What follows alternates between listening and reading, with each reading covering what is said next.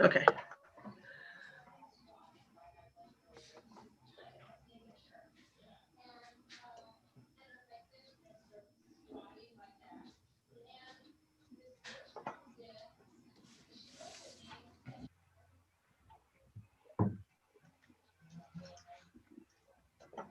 Don't forget to close this tab as soon as it switches over.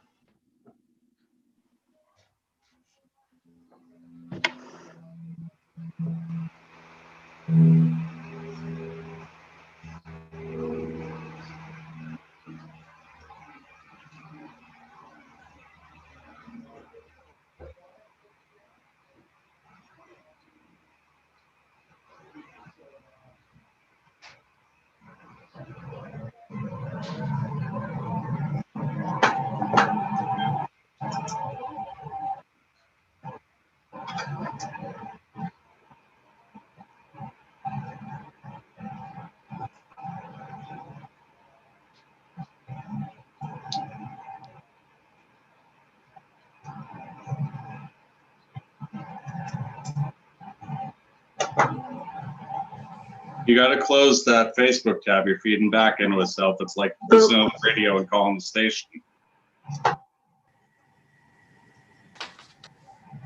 That one? Yeah, that should be good. You should be good to go. It is streaming. Okay.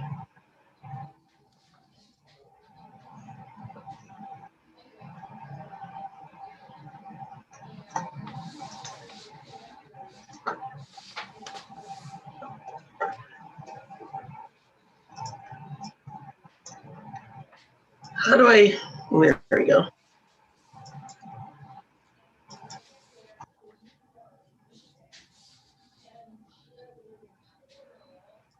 Okay, can you see my slides? Yes. So who is Charles Willoughby?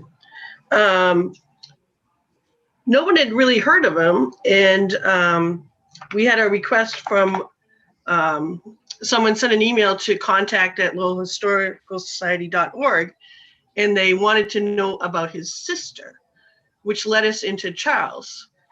And he was born October 27th, 1839 in Hooksett, New Hampshire, to Benjamin and Evelyn McKean Willoughby.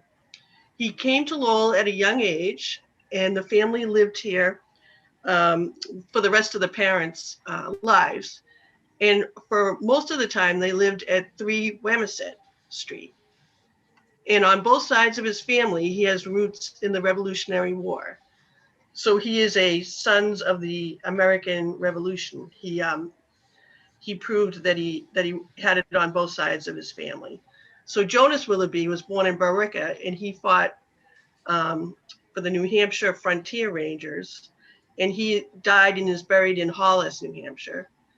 And William McKean, he fought for the New Hampshire Volunteers, and he was born in Amherst, New Hampshire. So Benjamin and Evelyn had 4 children that reached adulthood. Caroline, who married Charles Holloway, Mary McKean, who married George Washington Adams, and Charles Lewis himself, who married Emmeline Rand, and Fersen Willoughby, who married Amy Robinson. And they had 3 babies who died, and they were all buried in the Old English Cemetery in Lowell. And when Evelyn died in 1865, they reburied the babies in the new cemetery plot at the Lowell Cemetery, along with a child of Fersen and Amy Willoughby. And the Holloways lived at 743 Bridge Street their entire lives. So they stayed in Lowell.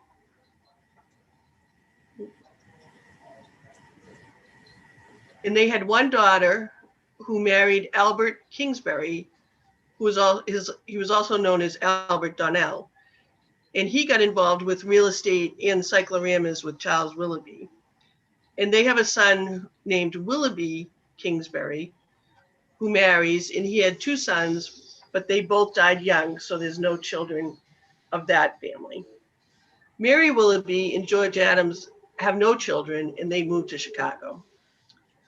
Charles Lewis marries Emmeline Rand, and then she died in 1900 with no children. In 1902, he married A.B. Prideham, who was 38 years old, and she had a daughter from a previous marriage, and they had no children together. And then Fersen married Amy Robinson, and they have one child, Edward McKean Willoughby, and he ended up in Chicago in partnership with Charles, and he has many, many descendants to this day. In 1863, he had to register for the Civil War draft. He's the last line there. And it says Central Street residence, and that's where his store was. And you can see he's in the city directory, Willoughby Charles L. Clothing, 57 Central, House 7, 3rd Street.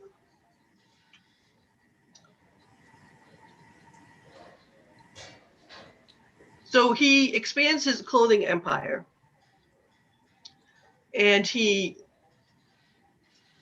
has the store in Lowell, but then he has a store in Buffalo, and he goes all around the country and has 22 additional locations: Toledo, Cleveland, Albany, Troy, and there's many more.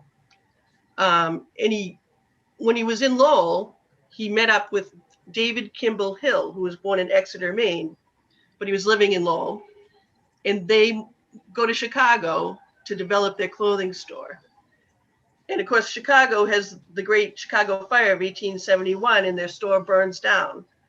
But they were one of the lucky ones because they quickly rebuilt, and they maintained operations by selling their clothing out of local barns and sheds. And he was a founding member of the Chicago Stock Exchange. And he was competitors and friends with Marshall Fields and Montgomery Ward. And this is a picture of him. He's quite grand looking. And this is his first store. And you can see if on the right, on the first floor, it says Boston Square Dealing, One Price House. And this is the store after the fire. And you can see it says Willoughby, Hill and Company, Boston Square Dealing. And he had a restaurant in there, and it was called the Boston Oyster House. And this is one of the ads for Boston Square Dealing, One Price Clothing House, Chicago. So they first opened October 8th, 1870, and it was destroyed by fire, and they rebuilt. And it's called the Morrison Block. It's 90 feet on Madison, 100 feet on Clark. And they always had a clothing inventory of $100,000. Now this is like an odd little ad that I found. So they had this ad in the Chicago Tribune. So if any child was born between November 1st, 1880 to March 4th, 1881, and if they named their child Willoughby, they would give them $1.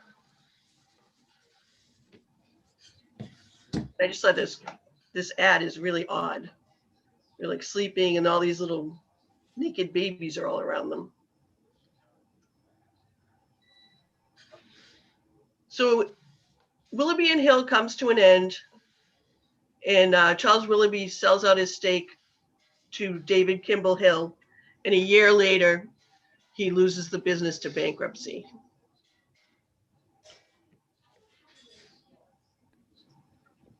So Charles Willoughby financed with a group of investors, Paul Philipotto, to paint the Gettysburg cyclorama for Chicago for $200,000. So he gives the money to the artist, and he goes to Gettysburg. He interviews Civil War veterans that fought at Gettysburg, and he goes back to France.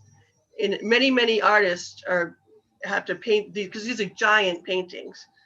So each cyclorama is 400 feet long, 50 feet high, 20,000 square feet, and they weigh 6 tons. So you can imagine like going from France to Chicago. And when they presented these, when the cycloramas were done and they, go in the buildings and go on exhibit, a lot of the Civil War veterans went, and Dudley Page of Lowell went to the one in Boston. And the artist also visited Charles at his summer home in Plymouth. And then Charles financed the Boston venture as his alone, and it runs for 5 years. And this is back in the 1880s, and they're charging 50 cents per adult, 25 cents for children under 12. And it's sort of like an early IMAX movies because motion pictures haven't come out yet.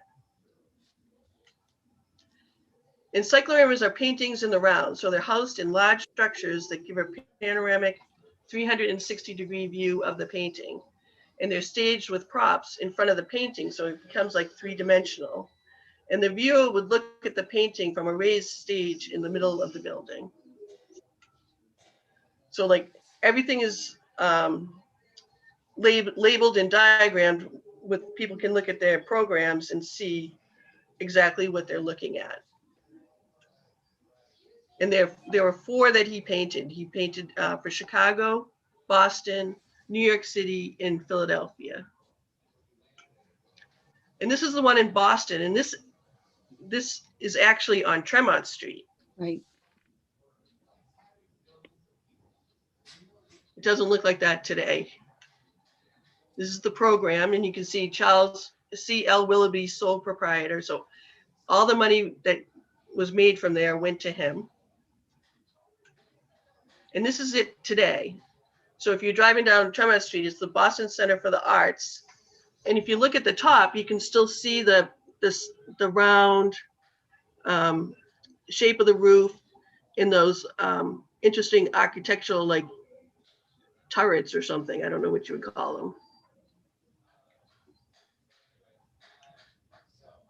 And the painting from Boston right now is in the Gettysburg National Park. So if you go there today, you'll see the same one that people saw back in Boston.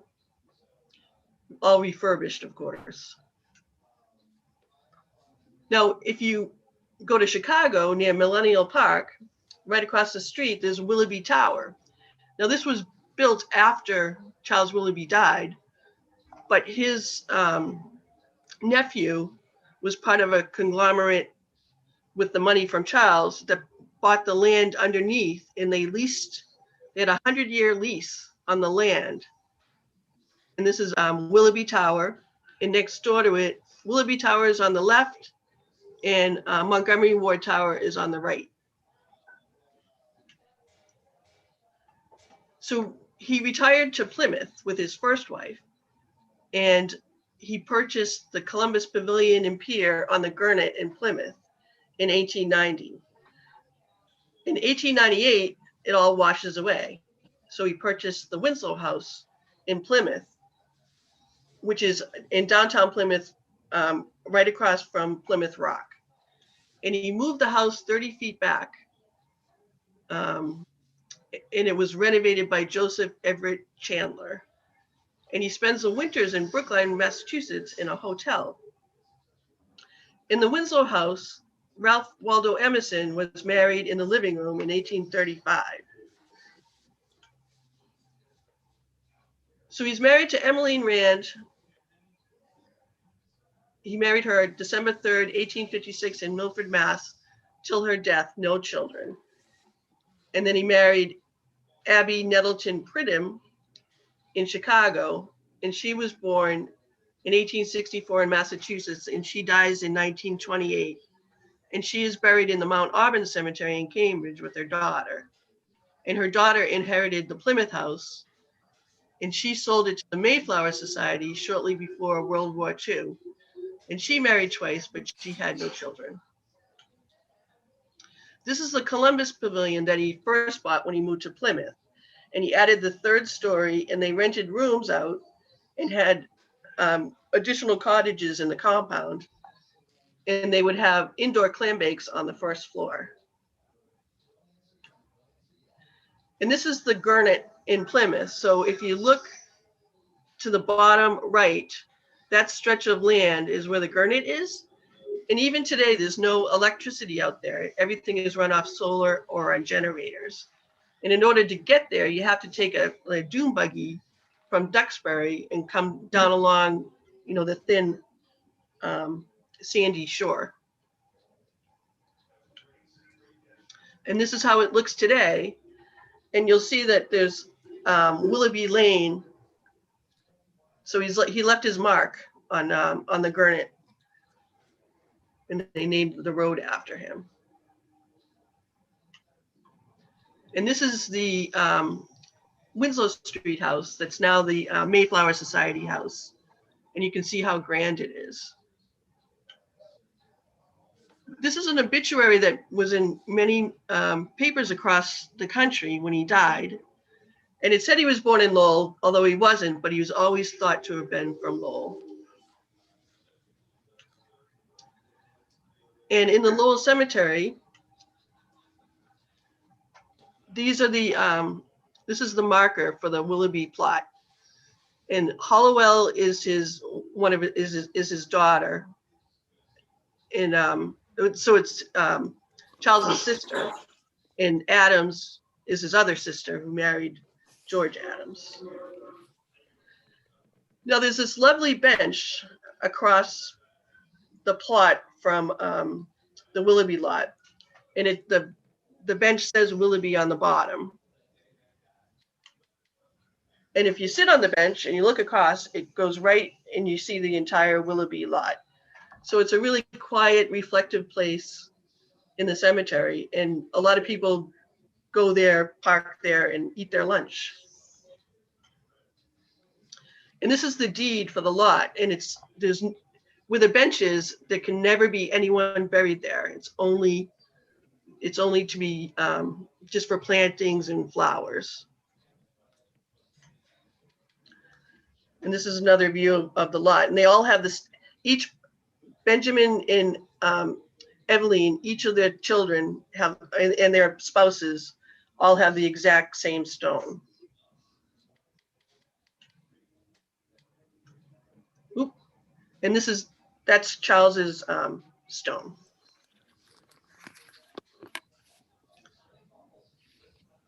Special thanks to Walter Hickey and Michael Lally of the Lowell Cemetery. Does anyone have any questions? I have one quick question about where is the Old English Cemetery? Right next to St. Patrick's. Oh, okay. It's one of the city cemeteries. Is it still called? What's it called? The Old English Cemetery? Is it still called the Old English Cemetery? I think so. Oh, okay. Hey, Eileen, did they ever say how much money they got from that crazy advertising program of giving $1 if you named your kid Willoughby? No, but I looked it up on Ancestry, and there's tons of people in Chicago named Willoughby. Really? Yeah. $1 is worth a lot. Yeah. Where in the Lowell Cemetery is that, are all those graves? Washington Ave. So if you're at the office and you drive to the other gate, if you just stay to the right, you'll come down Washington Ave. Is it the only main Dick Tour? Does Dick Howe talk about him? No, nobody knew about him.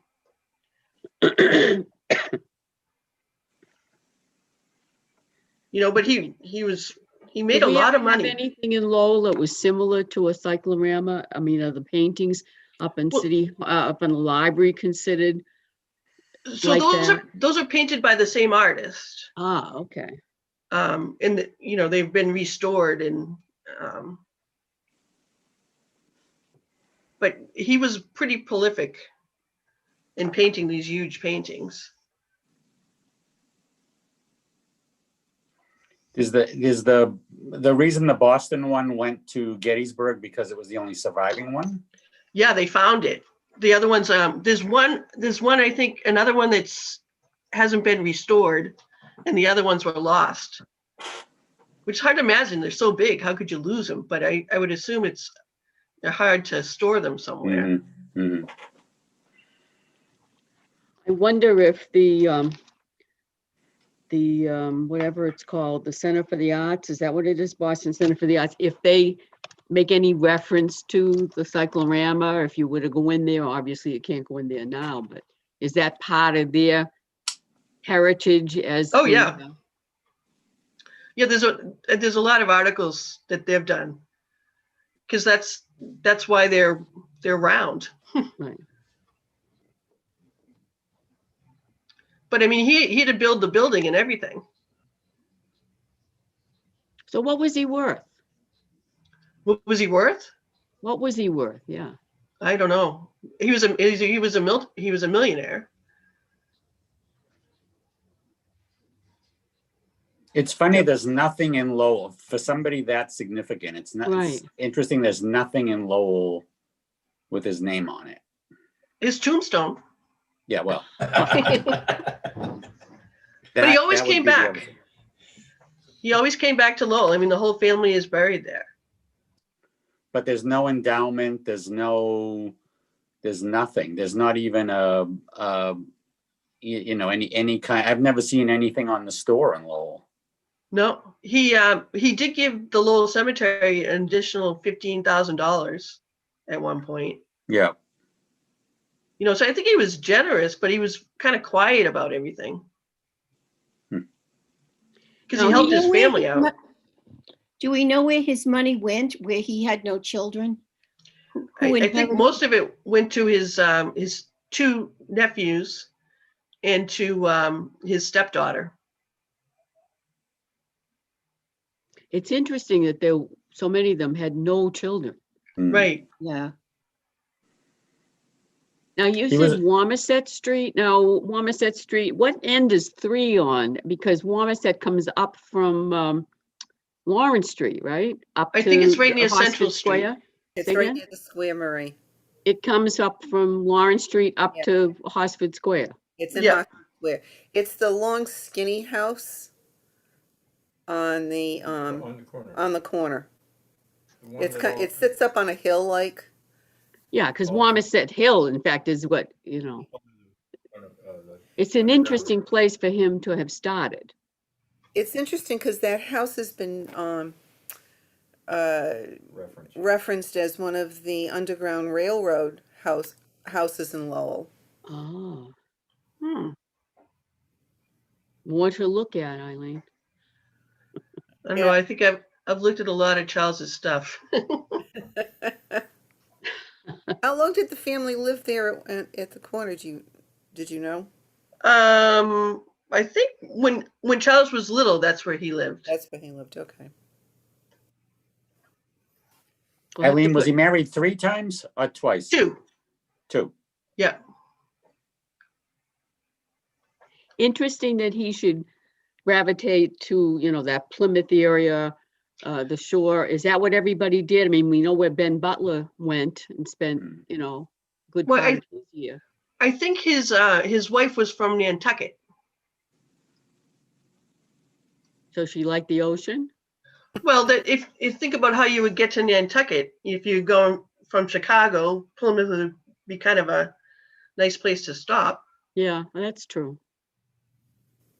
That's true. And also interesting that his house ended up with the Mayflower Society, and you referenced very early in your talk that he made the connections. He had connections to Revolutionary War people and so on. So he was very Massachusetts, despite the fact He was a Yankee. yeah. I guess he was. Did you find out what church they went to, if at all, Well, that's a good Eileen, question. early on when they were here? I think it's the church on Bridge Street, near the Hollowell's house. But That's a Methodist church now. I don't know if it's Methodist then. Hmm. The Red Church, Redbird Church. Is that the church that's on the corner of at Hillbrook? he wasn't Could be. particularly religious. And in Chicago, there's a story that this woman wanted him to run a liquor store, and she wanted him to do it. And he was like, why don't you do it? And she's like, I can't, I'm with the church. And he's like, it's like, well, she's perfectly willing for me to go to hell, but she won't.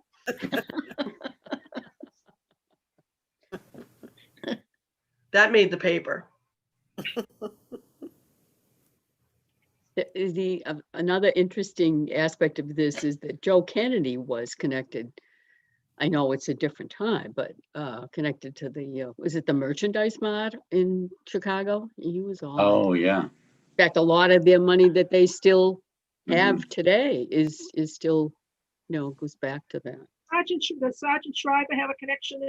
Yes, I think it was either Schreiber or Smith, probably Steve Smith, because he was the real business guy in the in-laws, and and he ran it. So it's the threads, the threads are always there. Well, Charles had left town by that point, so Montgomery Ward and Marshall Field, they were early on with him. Yeah. And he was probably bigger than them, but then he left town. Mhm. Was there any reason he left town? I don't think he wanted to be with his partner anymore. Yeah. So he came back to back to Massachusetts. Sure. So that was Hill. Yes. And was Hill a Massachusetts connection? Because there are a lot of Hills around here in Lowell. He met him in Lowell. Because and- O'Connor Hardware in Billerica, the origin is O'Connor and Hill on Lawrence Street, just a little bit away from Wamisit that we were speaking about earlier. Yeah. Oh, So Hill is a name in that, what would we call it, the flats? yeah. Yeah. That's where the laundromat is now, right? Yeah, Okay. yeah. Yeah. It was So still a hardware store when we moved here. yes. Well, the O'Connor, went out to Billerica and a Right. couple of different places, but Hill stayed there. And I also think there was a relationship with O'Connor and Hill, whether they were brothers-in-law or something. Oh. But interesting because it's the same area. And Hill married his wife in Lowell. Okay. So obviously that was in Lowell. So we did have a lot of Lowell connections. Mm-hmm. All right. Well, thank you, Nice. everybody. Nice job, Eileen. Thank you. This Thank was you. wonderful. Thank you, Eileen. Oh, you're welcome. The cemetery is such a great place to start all these. As long as you're on the top of the grass. And Oh, it's true. Thanks, Eileen. All right. Thank you. Thank you. Take Bye, care. everyone. Take it. Bye-bye. Bye. Bye, Diane. Bye, Nancy. Bye, Marie. Pauline. Bye, everyone. Nice to Bye, see you everyone. all.